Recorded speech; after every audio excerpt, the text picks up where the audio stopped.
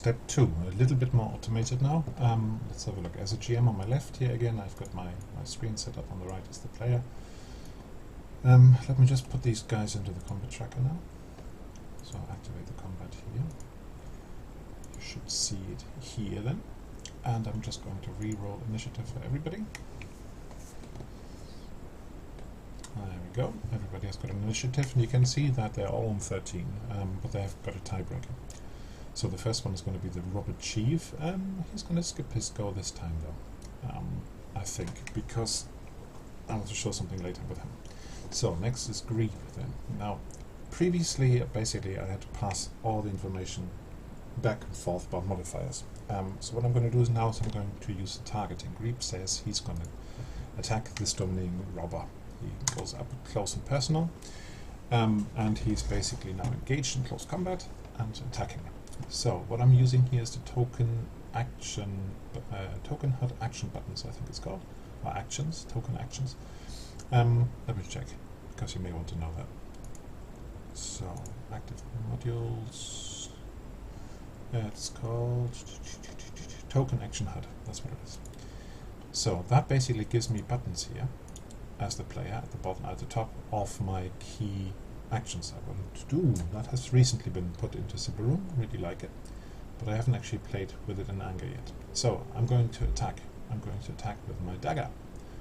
I click on that.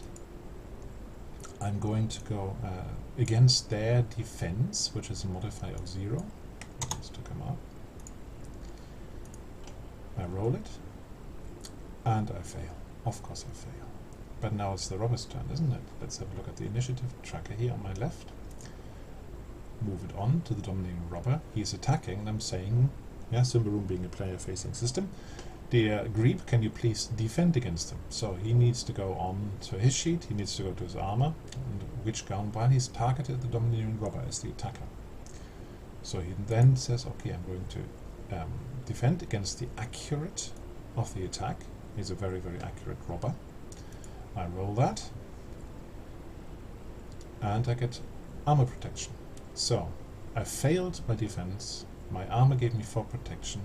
The GM now needs to tell me, oh, by the way, this guy causes 4 damage, so you're safe. Your armor caught it. Very good for the goblin, very good. So we then go to the next round in the combat tracker. The jaunty robber chief now wants to use his remote weapon. Yeah, his, what has he got? I can't remember. Let me look up character sheet over here. A moment. He has a longbow using accurate. Right. So what I'm going to say to Greep's player is, can you? The jaunty robber chief is attacking you, so you need to target him and defend against him. Yeah, and this time against his accurate. So roll, and you'll see now that he should have the -1 modifier down here. Yeah, that's a hey listen module that pops the chat card on the bottom left. I find that a bit faster. So this time he actually managed to defend himself. So the player can basically manage everything themselves now. You just have to say who he has to attack or who he has to defend from. Everything else the player can manage. Hit points I have to do, of course. Let me just see whether my Domineer, whether Greep can attack a bit better. So he's going to attack with a dagger against the defense of the guy he's currently attacking. Yeah, so you can see that it pulls out all the stats from that character I'm targeting. Yes, he hits. Okay, 3. Now I know, and by the way, if you hover over these things, it tells you how it calculates these things. Very useful. So if I had the damage of 3, I know this guy wears an armor of, I think it's a light armor, he's got his 2 damage. Yeah, I can, as GM, I can go over here, click on him, and either enter the new total, 9, or I can put in -2. -2. He's now got 9. Yeah, whereas the player only sees the health bar. Now there's a bit of configuration to this. I'm just going to briefly show you which options I currently have enabled on the Symbaroum settings. I can't see that there.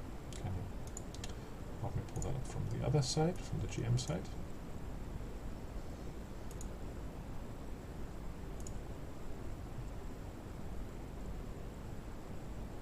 It's a bit slow when so many things are going on at the same time. So, system settings. This is currently what I've got. dice is still in the way. So I've got option critical roles and so on, but the key ones right now are show modifiers and targeted attribute roles. That's the one we could see. Yeah, and the other one was keeping the modifiers when rolling combat. So if you've got an ongoing tit for tat sort of fight, then you don't have to constantly say, oh yeah, it's accurate again, rather than saying custom all the time. So that's all I've currently got enabled. That's the next step in the automation. Slightly more automated, very much more manageable for the players, especially this token HUD. Means they don't constantly have to go to the character sheet. As much as I like the character sheet, yeah, on the zoom level you can see it basically takes a whole screen. And little tip, if you didn't know, if you double click on the title bar, it minimizes it. So that's what I've been telling my players beforehand. Yeah, you do your quick roll from here, roll, works the same way. Okay, he's got 2 attacks because he's got twin attack. So he's going to roll again. And he gets 20.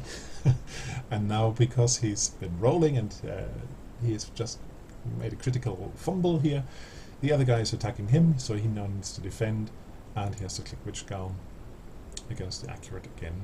It's always a targeted token it takes the stats from.